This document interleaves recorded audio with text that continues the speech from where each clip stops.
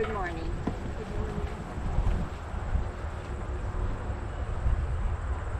This poem was written in memory of Private A. Seth Steele, Company G of New York Cavalry. An unmarked grave. How sad, I thought, as I stood alone before this silent, grassy home of this brave boy in Union blue, this fallen hero, brave and true. How sad, I thought, he lies unknown in a grave unmarked, unnamed, alone. Where would his family shed their tears for their son or brother these many years? How would his country honor his name and the great sacrifice he gave? No flags, no flowers adorned this place, for here he lay forgotten without a trace. But today, this grave, no longer unmarked, unnamed, were proudly placed in glistening white, this fitting memorial for his final fight.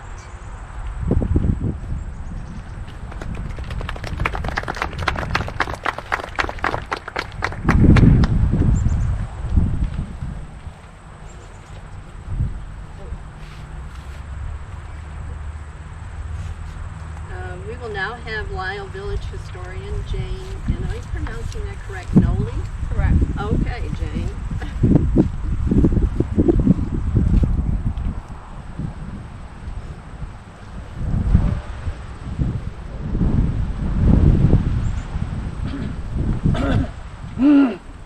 Okay, I was asked to say a few words about the cemetery. Jim Gilligan, our superintendent, cemetery superintendent, was asked to do this. Two reasons he couldn't. He had a medical appointment today. And also, Jim said, he's not one for speaking very much, he says, but you're good at talking, Jane, he says, so you can do it. Okay. And by the way, Jim is the one that put up Seth's stone and helped it tremendously, so we owe him a big debt. The cemetery was incorporated in 1864. There are currently approximately 1,220 graves. The oldest grave is that of Revolutionary War veteran Zadok Hubbard. He was buried in 1814. There are 20 other Civil War soldiers buried here. They are in sections 1, that's where you came in, sort of, 2, 4, and 5. Those are the ones farthest out that way. Section 3 was underdeveloped in those days. There are 3 famous people buried here. Both of them had Civil War ancestors.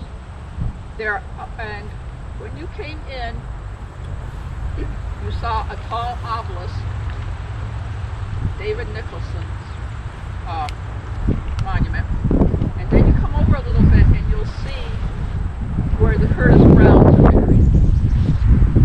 That was Albert Curtis Brown, who founded Curtis Brown Publishing, and his wife Carolyn Lord Brown, who was vice chairman of the London chapter Foreign and Insular Division of the American Red Cross. This was during World War I and II. And founder of FACO, which is still around today. It's the Federation of American Women's Clubs Overseas. Like I said, they are both descendants of Civil War soldiers. Carolyn's father was William D. Lord, is one of the cross stones near hers. And Albert's was Lewis Henry Brown. Some of you may know about the Brown letters that are in the various historical societies that he wrote back home. And the third person is a favorite of Mayor Mackey's, Big Bill Edwards, who played football for Princeton. He is in the College Football Hall of Fame. And If anyone's interested later, I have a list of the Civil War soldiers that are buried here, if anyone would like to look at it later. We're having a luncheon at the end of the dedication at the Christian Fellowship Church, and I will be very happy to give directions to it. It's very easy to get to. Please join us for that. Thank you.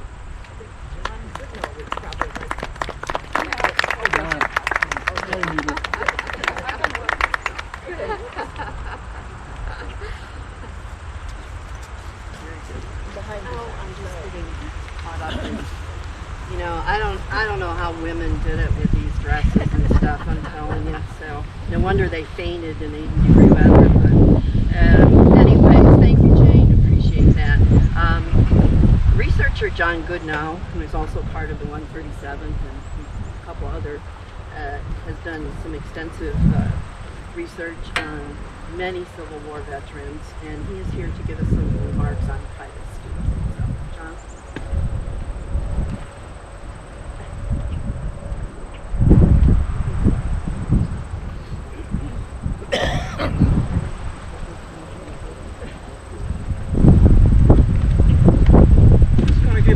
Narrative here that's connected with the soldier and his unit related to the Civil War. By mid-June of 1864, the Union Army under General U.S. Grant and George G. Meade had crossed the James River in Virginia and hemmed in General Robert E. Lee's Confederate Army of Northern Virginia before the key cities of Richmond and Petersburg. Both armies took up opposing positions along over 30 miles of trenches and other fieldworks. Federal cavalry units ranged over large outlying territory to intercept Confederate supply lines, severing vital rail and wagon train roads in hopes of forcing Lee to surrender. Let us picture this boy soldier, Seth Steele, single and allegedly aged 19 years. As he was on August 17, 1864, when going into war as a member of the 5th New York Cavalry. Excellent records show he had blue eyes, dark hair, and a fair complexion, standing 5 feet 10 3/4 inches in height. At enlistment, his occupation was shown as butcher. Left at home with adult family members in Lisle, New York, were younger brothers Julius, age 12, William, age 8. The sister, Minnie, was age 3.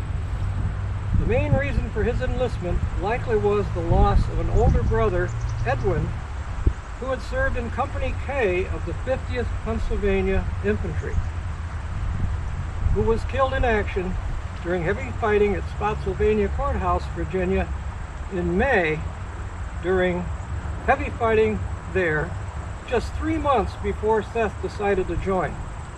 And Seth became one of over 450,000 men sent to serve in the war from New York State. In hopes he would not be rejected as a soldier, Seth added 2 years to his age when enlisting. The records credit his enlistment to both Lisle in Broome County and Owego in Tioga County. It wasn't uncommon for that to take place. He went to Binghamton to be mustered in as a private in Company G, 5th New York Cavalry. Hardships and privations of intense cavalry service and exposure to many types of field conditions rapidly led to this new soldier's decline in health, ending in his death on November 14, 1864. And for reasons not entirely understood today, his gravesite here has had no memorial headstone until now. Thank you.